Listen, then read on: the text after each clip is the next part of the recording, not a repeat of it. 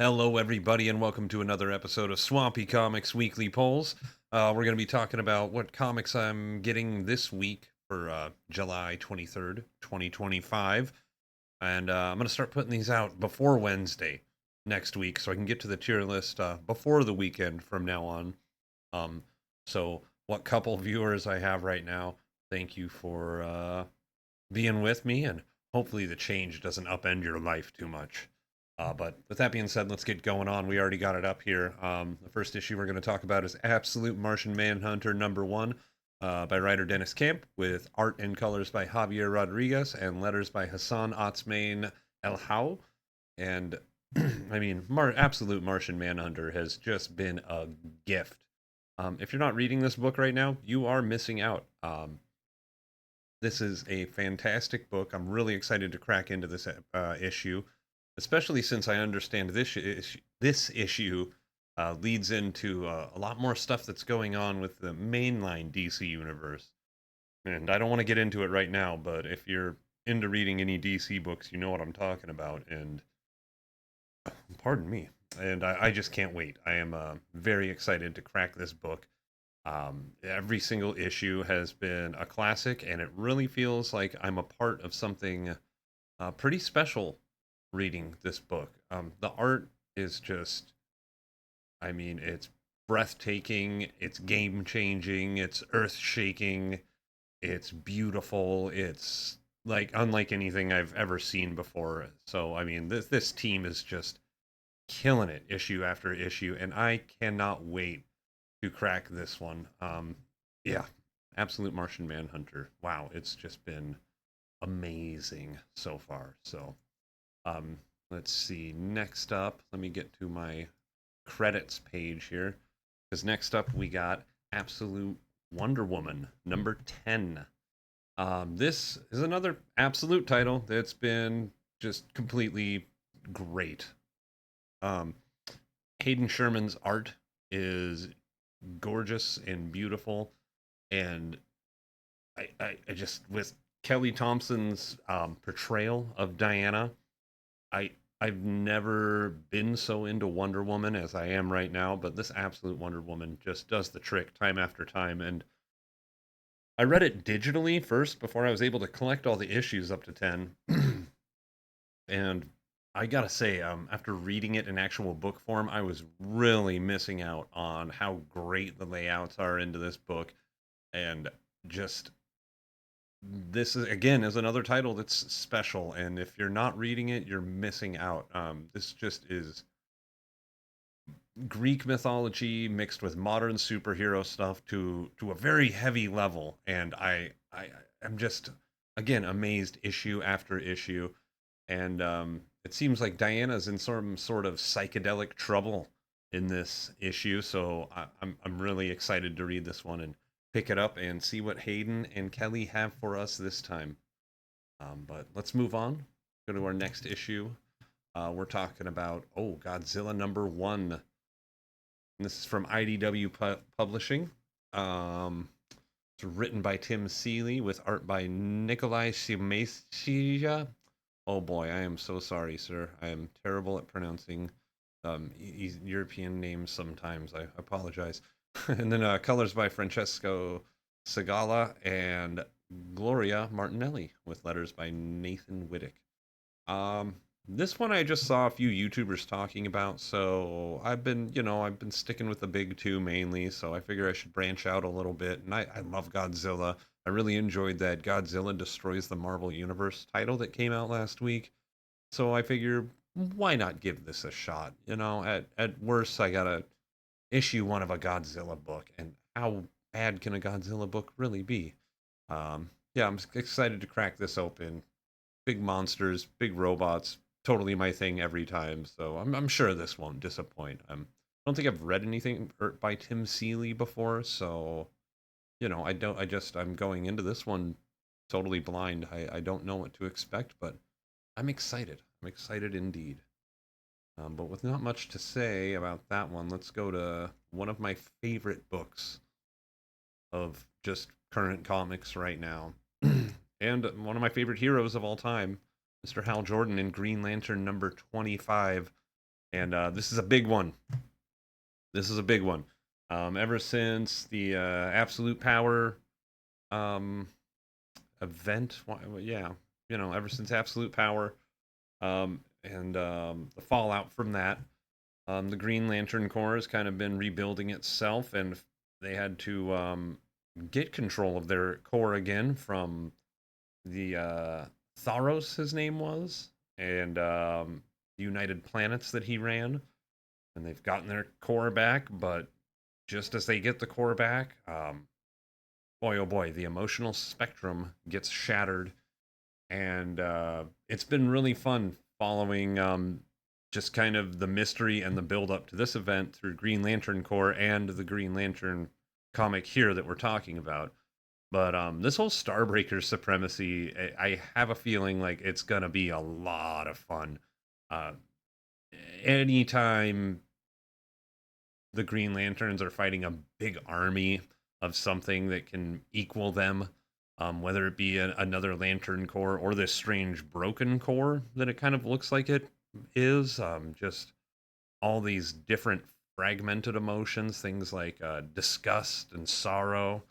Um, in the last issue, we even saw a fragment of a happy um, entity or being that embodied the happy part of the emotional spectrum. I mean, there's just a lot to dig into with Green Lantern, and I mean, if we can even get even close to the heights of something like a Sinestro Corps War or Blackest Night, I mean, that's a really high watermark and all that. But I mean, I just have a good feeling like epic things are on the horizon for us Green Lantern fans, and I really have high hopes for the Starbreaker supremacy. I've loved the build up so far. Some of the new characters, Odyssey, the Time Bandit, and some of the characters that are coming back from the animated show. We've had the original Blue Beetle now as Silver Scarab join the bunch. I mean, there's been a big fight at the Source Wall with. This has just kicked so much ass, and I can't wait to crack open this oversized issue, as I think they called it. So yeah, super stoked to crack into Green Lantern 25. Jeremy Adams is just killing it. Oh, I didn't do credits for this one. Yeah, it's written by Jeremy Adams with art by Xermánico and colors by Romulo Fajardo Jr. So yeah, Green Lantern number 25. It's gonna be a good one. Next up, we have Justice League Unlimited number 9, and this is going to be the epilogue to the not necessarily epic but super fun and comic booky as hell time travel saga We Are Yesterday that crossed over between Justice League Unlimited and Batman Superman World's Finest. And I'm really interested to see where this goes. I mean, this is obviously tying into the main line Superman comic because there's the time trapper on there on the cover and all his time trappery chainy glory down there in his purple robe. Um, but yeah, it seems like time is broken because at the end of the last Justice League Unlimited issue, it was kind of wild. Time kind of became timey wimey and comic booky, and you're like, oh, cool, all these heroes coming from the past to fight and help take down Gorilla God, who's calling himself Gorilla God now, and that's cool. And you always expect those things to just be like, all right, everybody goes back home, but no, nope, not this time. There's doubles of people that are currently existing right now, and heroes that we haven't seen in print for quite a while, and I'm really excited to see where Justice League Unlimited number 9 goes. From the ashes of the Quantum Quorum, it says. Um, yeah, I I don't know what the Quantum Quorum is. Is it a group or is it what they're just calling We Are Yesterday, like internally in story wise? But yeah, we got the Trinity facing off with the World Forger, Gorilla God, and the Time Trapper, and this is just a great cover that raises more questions than it is probably going to answer in this single issue. So super excited for Justice League Unlimited number 9. Even more excited is this guy who's having a big year thanks to the Superman movie, Mr. Terrific, year 1, number 3. I really liked issue 1 and 2, and this one by writer Al Letson, artist Valentine De Landro. Art, let me just yeah, I messed this one up. Let me restart these credits again, folks. Let me do these guys right. Um, we got writer Al Letson, artist Valentine De Landro, artist colorist Edwin Galmon, colorist Marissa Louise, and letterer Lucas Gattoni putting their work into this one. And oh man, I am just, yeah, it's so fun to learn about a character that he's had a big role in the Challengers of the Unknown mini series from earlier this year that wrapped up earlier this year. He's been around in New Gods recently. He's been in Justice League Unlimited a lot. I mean, he was one of the central characters on the DC side of the all-in special one-shot. Mr. Terrific is really playing a big role in DC right now, and to give him this spotlight so people like me who are fairly new to the character can get into him and get used to this guy and what he's all about. And I mean, not that it takes getting used to, more getting to know this guy and what he's all about, how he functions, why he feels and thinks and acts the way he does, has been great. I've really liked this series, and I'm really excited to read this issue. The only bummer is that I don't think the Spectre's in this one too. So, but no, Spectre or not, this is shaping up to be a kick-ass issue. Can't wait to crack it open. Up next, we have the new history of the DC Universe. This is by Mark Waid with art by Brad Walker, Michael Allred, and colors by Trish Mulvihill and Laura Allred. New history of the DC Universe issue 1 was really cool. They played ancient history slideshow with the DC Universe, and I feel like it worked really well. There's a lot in there that I didn't know about. They focused, they gave shout outs to their old Western comics and strange adventure and horror comics that weren't that popular but are still an integral part of the universe, and I found it to be really cool, and I'm really even more excited to get into this one. I believe it leads up to Crisis on Infinite Earths probably being the end point of this one, I would guess. So, we're talking about the late 70s and early 80s, I think, a lot here. And, this one is probably, if I were to guess, it's probably going to be a lot more stuff that I do know and the average DC reader does know, but nonetheless, it's really cool to have all of this stuff in one spot with Mark Waid doing his best to make a cohesive history of a comic book world that is always changing and reinventing itself. And yeah, but yeah, new history of the DC universe. Cool to have, cool to be around, cool that they're deciding to do this. I wish Marvel would do this in some way, shape, or form, because man, there's so much cool stuff in that universe that just feels so overwhelming to get into. And maybe DC feels that way for other people, but DC now has this here, which is great. So hopefully they are trend setters with this one.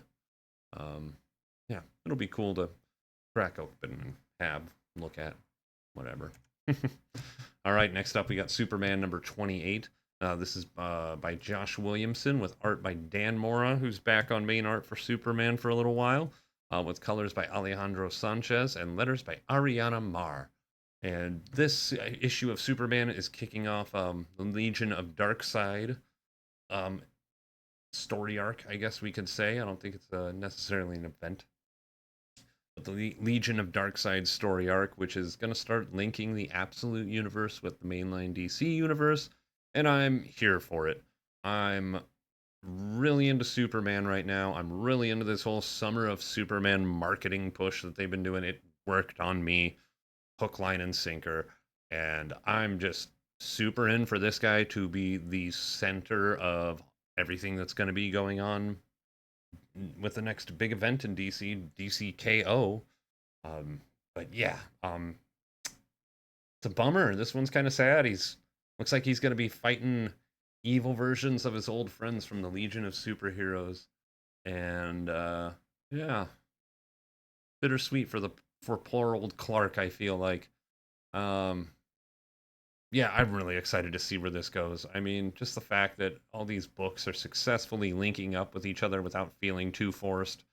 I mean, when I bought the Summer of Superman special one shot, like it was about Lana Lang's wedding. I didn't think it would be leading into stuff like this or the Absolute Universe, or I mean, they're just doing such a good job, bang up job, and I'm really excited to read this issue.